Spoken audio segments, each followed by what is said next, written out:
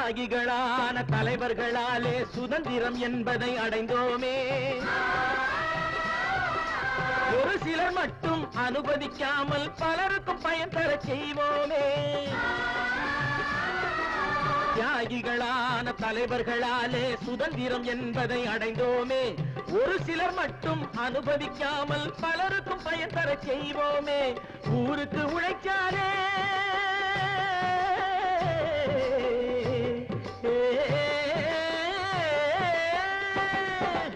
ஊருக்கு உழைச்சாலே ஏழை உரிமையை மதிக்காலே